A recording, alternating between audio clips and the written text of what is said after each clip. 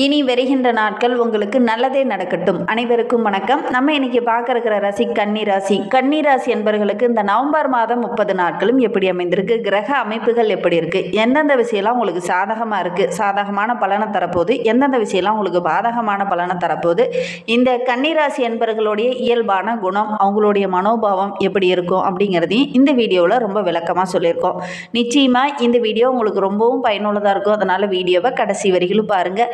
நீங்கள் இப்போ தான் ஃபஸ்ட் டைமாக நம்ம சேனலை பார்க்குறதா இருந்தால் நம்ம சேனலை சப்ஸ்கிரைப் பண்ணிவிட்டு கூடவே இருக்கிற பெல் ஐக்கானையும் கிளிக் பண்ணிக்கோங்க. அப்போ தான் நாங்கள் போடுற ஒவ்வொரு வீடியோவுமே உங்களுக்கு நோட்டிஃபிகேஷனாக வரும்.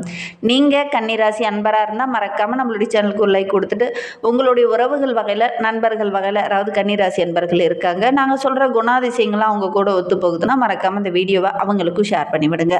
கன்னிராசியில் நீங்கள் எந்த நட்சத்திரத்தில் பிறந்தீங்க, உங்களுடைய இஷ்ட தெய்வ பெயர் என்ன, உங்களுடைய குலதெய்வ பெயர் என்ன அப்படிங்கிறத மறக்காமல் எங்களுடைய கமெண்ட் பாக்ஸில் தெரிவிங்க. உங்களுக்கு ஜோதிட ரீதியாக ஏதாவது சந்தேகம் இருக்குது, ஜோதிடர்கிட்ட ஏதாவது ஆலோசனை வேணும் அப்படின்னா டிஸ்கிரிப்ஷனில் ஜோதிடரோட வாட்ஸ்அப் நம்பர் கொடுக்கப்பட்டிருக்கு. அந்த நம்பருக்கு கால் பண்ணி முன்பதிவு செய்துக்கோங்க. உங்களுடைய சந்தேகங்களுக்கு நல்ல ஒரு தீர்வு கிடைக்கும்.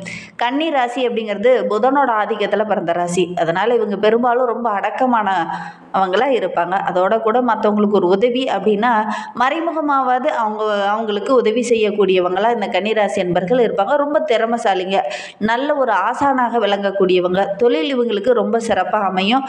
ஒரு ஜனப்பிரியர்கள் அப்படின்னு கூட இந்த கன்னிராசி என்பர்களை சொல்லலாம். நிறைய உறவுகளை சம்பாதிக்கணும், நிறைய மக்கள் நம்ம கூட ஒட்டி இருக்கணும் அப்படின்னு நினைக்கக்கூடியவங்க இந்த கன்னிராசி என்பர்கள் அப்படின்னு சொல்லலாம்.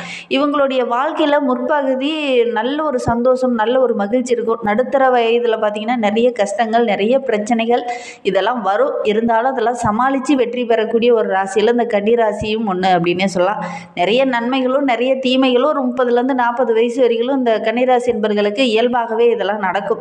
ஏன்னா இவங்களுடைய ராசி அதிபதி புதன் என்பதனால நிறைய உறவுகளால் இவங்களுக்கு சின்ன சின்ன இடர்பாடுகள் பெரும்பாலும் உங்களுக்கு வரும் அப்படின்னே சொல்லலாம். இந்த லக்னக்காரங்க காடு மலை சார்ந்த பகுதியில் அதிகம் இருக்கணும், இல்லது அதெல்லாம் சுற்றி பார்க்கணும் அப்படிங்கிறது பெரும்பாலும் ஆசைப்படக்கூடியவங்களாக அந்த கன்னிராசி என்பர்கள் இருப்பாங்க. தனிமையை கொஞ்சம் அதிகம் விரும்பக்கூடியவங்க, நிலையில்லாத தன்மை கொண்டவங்க அப்படின்லாம் உங்களை சொல்லலாம்.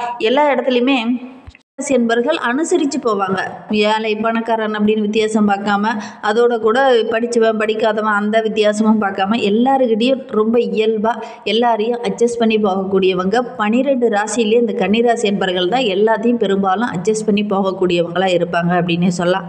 ரகசியங்களை அதிகம் காப்பாற்றக்கூடியவங்க. நிறைய பேர் பார்த்திங்கன்னா இந்த கன்னிராசி என்பர்களுக்கு ஆரோக்கிய ரீதியாக சின்ன சின்ன பிரச்சனைகள் இருந்துக்கிட்டே இருக்கும். உங்களுக்கு அந்த மாதிரி பிரச்சனை இருந்துகிட்டு இருக்கா அப்படிங்கிறத மறக்காமல் எங்களுடைய கமெண்ட் பாக்ஸில் தெரிவிங்க. ஏன்னா 12 ராசியிலேயே 6வது இடம் அப்படின்னாவே கடன், நோய் சம்பந்தமான பிரச்சனை வரும் அப்படின்னு சொல்லுவாங்க. நம்ம கன்னிராசி அப்படிங்கிறது காலச்சக்கரத்தில் 6வது ராசி. அதனால் இந்த பிரச்சனை உங்களுக்கு பெரும்பாலும் வரும் அப்படின்னே சொல்லலாம். ஒவ்வொரு விஷயத்தையும் கொஞ்சம் பயப்படக்கூடியவங்களாக அந்த கன்னிராசி என்பர்கள் இருப்பாங்க அப்படின்னே சொல்லலாம். இந்த கன்னிராசியோட ராசி சின்னத்தை பார்த்திங்கன்னா பெண், நெற்கதிர்களை ஏந்திட்டு இருக்கிற ஒரு. அதனால் இந்த கன்னிராசி என்பர்கள் எப்பவுமே கொஞ்சம் தனித்தன்மையாக தெரியக்கூடியவங்களாக இருப்பாங்க. ரொம்ப ஒழுக்கமானவங்களாகவும் ரொம்ப பொறுமையானவங்களாகவும் அந்த கன்னிக்கு உண்டான அனைத்தும் பெற்றவங்களாக இந்த கன்னிராசி என்பர்கள் இருப்பாங்க அப்படின்னு சொல்லலாம். என்ன ஒன்று அவசர முடிவு எடுப்பாங்க. அதனால் ஆற்றில் ஒரு கால் சேற்றில் ஒரு கால் வைத்தது போல தான் இவங்களுடைய குணம் டக்கு டக்குன்னு மாறிக்கிட்டே இருக்கும். மத்திய பருவத்தில் நல்ல ஒரு வளர்ச்சியை இவங்க எதிர்பார்க்கலாம். ஆரம்பத்தில் கொஞ்சம் மகிழ்ச்சி இருக்கும், மத்திய பருவத்தில் சின்ன சின்ன இடர்பாடுகள் இருக்கும். அதுக்கப்புறம் பார்த்திங்கன்னா நல்ல ஒரு முன்னேற்றம், நல்ல ஒரு மகிழ்ச்சி இதெல்லாம் உங்களை தேடி வரும். அதே பருவத்தில் தான் நிறைய பிரச்சனைகள், நிறைய துன்பங்களையும் அனுபவிக்க வேண்டிய ஒரு சூழ்நிலை பெரும்பாலும் இந்த கன்னிராசி என்பர்களுக்கு அமையும். சரி, வாங்க நம்மளுடைய கன்னிராசி என்பர்களுக்கு இந்த நவம்பர் மாதம் எப்படி அமைந்திருக்கு, கிரக அமைப்புகள் எப்படி இருக்குது, எந்தெந்த விஷயம்லாம் சாதகமாக இருக்குது அப்படிங்கிறத தொடர்ந்து பார்க்கலாம். இப்போ தான் 2025 பிறந்த மாதிரி இருக்குது. அதுக்குள்ளே நவம்பர் மாதம் வந்துருச்சு. 11வது மாதத்தில் நம்மளுடைய கன்னிராசி என்பர்களுக்கு என்னென்ன நற்பலன்கள் கிடைக்க போகுது. பொதுவாகவே இந்த வருடத்தில்னு எடுத்துக்கிட்டோம்னா கிரக அமைப்புகள் ஏராளமாக மாற்றங்களை தந்திருக்கு அப்படின்னே சொல்லலாம். இந்த கன்னிராசி என்பர்களுக்கு இந்த காலகட்டத்தில் என்னென்ன நற்பலன்கள் கிடைக்க போகுது.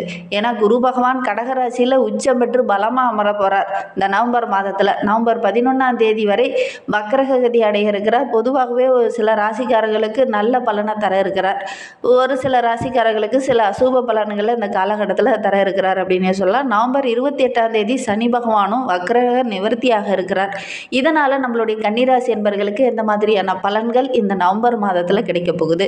சூரியன் சுக்கிரனும் இந்த மாதத்தில் நடைபெறுது. அதனால் மூலத்திரிகோணம் வீட்டில் அமர போகிறதுனால சூரியன் நீச்சமடைந்தாலும் நீச்சபட்ச ராஜயோகம் கிடைக்க போகுது. அதனால் நம்மளுடைய கன்னிராசி என்பர்களுக்கு என்னென்ன மாற்றங்கள் நடக்க போகுது, என்னென்ன விஷயம்லாம் உங்களுக்கு சாதகமாக இருக்க போகுது, என்னென்ன விஷயம்லாம் உங்களுக்கு பாதகமாக இருக்க போகுது அப்படிங்கிறத தொடர்ந்து பார்க்கலாம். நல்ல ஒரு அருமையான பலன், மகிழ்ச்சி தர மாதிரி நல்ல விஷயங்கள் நடக்கக்கூடிய ஒரு அற்புதமான மாதமாக இந்த நவம்பர் மாதம் இந்த கன்னிராசி என்பர்களுக்கு அமைந்திருக்கு அப்படின்னு சொல்லலாம். நல்ல ஆடை ஆபரணங்கள் வாங்கக்கூடிய யோகம், ரொம்ப நாளாக வாங்க முடியாத சொத்தெல்லாம் இந்த காலகட்டத்தில் வாங்குவீங்க. ஏன்னா புதன் பகவான் 2ஆம் வீட்டில் தனஸ்தானத்தில் சுக்கிரனோடு சேர்ந்து அமர்ந்து இருக்கிறார். லட்சுமி நாராயண யோகம் ஏற்பட போகுது. வெளியூர் பயணங்கள் எல்லாமே நல்ல பலனை பெற்றுத்தரக்கூடிய ஒரு அற்புதமான மாதமாக இந்த நவம்பர் மாதம் இந்த கன்னிராசி என்பர்களுக்கு அமைந்திருக்கு அப்படின்னே சொல்லலாம். உங்களுக்கு இந்த மாத ஸ்டார்டிங்கிலேருந்தே தெரியும், உங்களுடைய செல்வ செழிப்பு கொஞ்சம் கொஞ்சமாக அதிகரிக்க ஆரம்பிக்கும். பொருளாதார நிலையும் நல்ல ஒரு முன்னேற்றத்தை அதிகரிக்கக்கூடிய ஒரு சூழ்நிலையில் தான் இருக்கும். பண வரத்து ரொம்ப திருப்திகரமாக இருக்கும். ரொம்ப நாளாக வாங்க முடியாத இருந்த ஒரு விஷயத்தில் இந்த காலகட்டத்தில் வாங்குவீங்க அப்படின்னே சொல்லலாம். உங்களுடைய பேச்சுக்கு நல்ல ஒரு மதிப்பு மரியாதை இதெல்லாம் கிடைக்கும். அப்பா சொத்துலாம் உங்களுக்கு கிடைக்கல அப்படின்னு வருத்தப்பட்டு இருந்தவங்களுக்கு கூட இந்த காலகட்டத்தில் அதற்கான வாய்ப்புகளும் சொந்த பந்தங்களும் உங்களை தேடி வரக்கூடிய ஒரு அற்புதமான மாதமாக இந்த நவம்பர் மாதம் உங்களுக்கு அமைந்திருக்கு அப்படின்னு சொல்லலாம். உடன்பிறப்புகளால் ஒரு பிரச்சனை இருந்துக்கிட்டே இருந்திருக்கும். அவங்க கரெக்டாக கையெழுத்து போட மாட்டேன்னு ஏதாவது சொல்லியிருப்பாங்க. அப்பாவோட சொத்து தர முடியாது அப்படிங்கிற மாதிரிலாம் கூட சொல்லியிருப்பாங்க. அதெல்லாம் இந்த காலகட்டத்தில் அந்த உடன்பிறப்புகளால் இருந்த பிரச்சனைலாம் வருகின்ற நாட்களில் சரியாகும். என்ன பண்ணலாம் அப்படிங்கிறத உட்காந்து பேசுவீங்க. அதன் மூலிமா நல்ல ஒரு தீர்வு கிடைக்கும். உங்களுக்கு சாதகமான தீர்வு தான் வருகின்ற நாட்களில் இந்த கன்னிராசி என்பர்களுக்கு கிடைக்க போகுது அப்படின்னு சொல்லலாம். செவ்வாய் ஆட்சி பலமாக இருக்கிறதுனால, குருவுடைய பார்வை இருக்கிறதுனால சொத்து சம்பந்தமான பிரச்சனை கட்டாயமாக இந்த மாதத்தில் உங்களுக்கு தீரும் அப்படின்னே சொல்லலாம். கிரகங்கள் ரொம்ப வலுவாக இருக்கிறதுனால பணம் சம்பந்தமான பிரச்சனையில் இருக்கிறவங்களுக்கு இந்த காலகட்டத்தில் நல்ல ஒரு தீர்வு கிடைக்கும். பாகப்பிரிவினையெல்லாம் ஒரு முடிவுக்கு வரக்கூடிய நாட்களாக வருகின்ற நாட்கள் அமைந்திருக்கு அப்படின்னு சொல்லலாம். சுக்கிரன் ஆட்சி பலம் பெற்றிருக்கிறதுனால தந்தையார் மூலிமா ஏதாவது சின்ன சின்ன இடர்பாடுகள், தந்தையார் மூலிமா ஏதாவது இடைஞ்சல்கள் இருந்திருக்கும். அதெல்லாம் வருகின்ற நாட்களில் சரியாகும். நல்ல ஒரு சாதகமான பலன் வருகின்ற நாட்களில் இந்த கன்னிராசி என்பர்களுக்கு கிடைக்கும் அப்படின்னு சொல்லலாம். ஒரு சில விஷயத்தெல்லாம் முயற்சி பண்ணி கைவிட்டே இருப்பீங்க. அதெல்லாம் இந்த காலகட்டத்தில் கூடி வரப்போது. எல்லா விஷயங்களும் நன்மை தரக்கூடிய ஒரு அற்புதமான மாதமாக இந்த நவம்பர் மாதம் இந்த கன்னிராசி என்பர்களுக்கு அமைந்திருக்கு அப்படின்னே சொல்லலாம். ரொம்ப நாளாக மன ரீதியாகவும் சரி, தைரிய ரீதியாகவும் சரி, நிறைய பிரச்சனைகளை சந்திச்சிட்டு இருந்த நம்மளுடைய கன்னிராசி என்பர்களுக்கு இந்த காலகட்டம் ரொம்ப தைரியமாக ஒவ்வொரு விஷயத்துலையும் இறங்குவீங்க. அதனால் நல்ல ஒரு மகிழ்ச்சி நிறைந்த வாரமாக வருகின்ற மாதம் அமைந்திருக்கு அப்படின்னு சொல்லலாம். உடன்பிறப்புகளால் ஏதாவது ஒரு நன்மை, ஏதாவது ஒரு மகிழ்ச்சி தர மாதிரி நல்ல விஷயங்கள் இந்த காலகட்டத்தில் நடக்கும். எதை தொட்டாலும் வெற்றியாகக்கூடிய அற்புதமான கிரக அமைப்பு நம்மளுடைய கன்னிராசி என்பவர்களுக்கு இந்த மாதத்தில் அமைந்திருக்கு அப்படின்னே சொல்லலாம். 12ஆம் தேதிக்கு பிறகு உங்களுடைய ராசி அதிபதி இருக்கக்கூடிய சூரிய பகவான் நீச்சபட்ச ராஜயோகத்தை தரப்போகிறார். 3ஆம் வீட்டுக்கு குருவுடைய பார்வை இருக்கிறது நல்ல ஒரு அற்புதமான பலனை தரும். 12ஆம் அதிபதி மறைந்திருந்தாலும் குருவுடைய பார்வை இருக்கிறதுனால விபரீத ராஜயோகம் நம்மளுடைய கன்னிராசி என்பர்களுக்கு கிடைக்க போகுது. வெளியூர் பயணங்கள் எல்லாமே மகிழ்ச்சியும் சந்தோஷத்தையும் தேடித்தரும். கணவன் மனைவிக்கிடையே இருந்த பிரச்சனைகள் இதெல்லாம் சரியாகி நல்ல ஒரு ஒற்றுமையை எதிர்பார்க்கலாம். சண்டை சச்சரவு இது எல்லாமே வருகின்ற நாட்களில் சரியாக போகுது.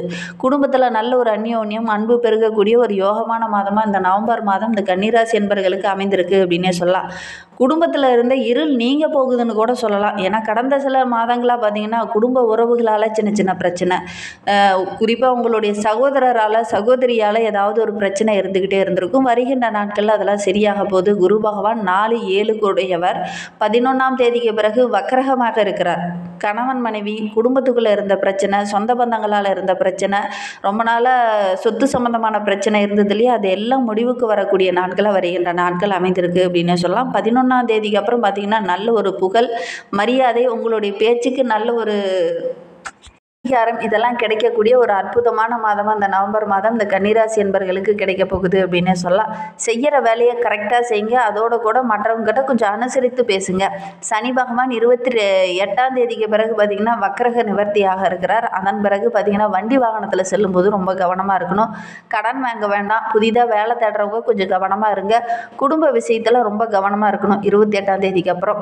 அதுக்கப்புறம் பார்த்திங்கன்னா ஓரளவுக்கு அன்னவர்கள் நல்ல ஒரு மகிழ்ச்சி எந்த ஒரு இடர்பாடும் இருக்காது. அதுக்கப்புறம் கொஞ்சம் கவனமாக இருக்கணும். உங்களுடைய ஜாதகத்தில் தசாபுத்தி கிரக அமைப்புகள் எப்படி இருக்குது அப்படிங்கிறத நீங்கள் ஜோதிடர்கிட்ட கேட்டு தெளிவுபடுத்திக்கோங்க. ஏன்னா இந்த காலகட்டத்தை பொறுத்த வரைக்கும் நல்ல ஒரு யோகமான பலனை தரக்கூடிய அற்புதமான மாதமாக இந்த நவம்பர் மாதம் இந்த கன்னிராசி என்பர்களுக்கு அமைந்திருக்கு அப்படின்னே சொல்லலாம். வாக்குஸ்தானம் ரொம்ப சிறப்பாக இருக்குது. உங்களுடைய பேச்சுத்திறன் ரொம்ப சிறப்பாக இருக்குது. எடுக்கிற காரியத்தில் சக்ஸஸ் ஆகிற அளவுக்கு உங்களுடைய பேச்சுத்திறன் இருக்கும் அப்படின்னே சொல்லலாம். உங்களுடைய செயலில் ஒவ்வொன்றிலையுமே நீங்கள் இறங்குற விஷயம் எல்லாமே நல்ல ஒரு பெயர், நல்ல ஒரு புகழை பெற்றுத்தரக்கூடிய ஒரு அற்புதமான மாதமாக இந்த மாதம் அமைந்திருக்கு. தொற்றதெல்லாம் வெற்றியாகக்கூடிய ஒரு அற்புதமான யோகத்தை தரக்கூடிய கிரக அமைப்புகள் நம்மளுடைய கன்னிராசி என்பர்களுக்கு அமைந்திருக்கு. இன்னுமே வாழ்க்கை ரொம்ப சிறப்பாக இருக்க முருகப்பெருமானை வழிபட்டுட்டு வாங்க. ஒரு 5 தீபம் போட்டு முருகப்பெருமானை வழிபட்டுட்டு வாங்க. நல்ல பலனை எதிர்பார்க்கலாம். வெற்றிலையோடு சேர்த்து விலகு போட்டீங்கன்னா நல்ல மாற்றத்தை வருகின்ற நாட்களில் நீங்கள் எதிர்பார்க்கலாம். தேங்க்யூ.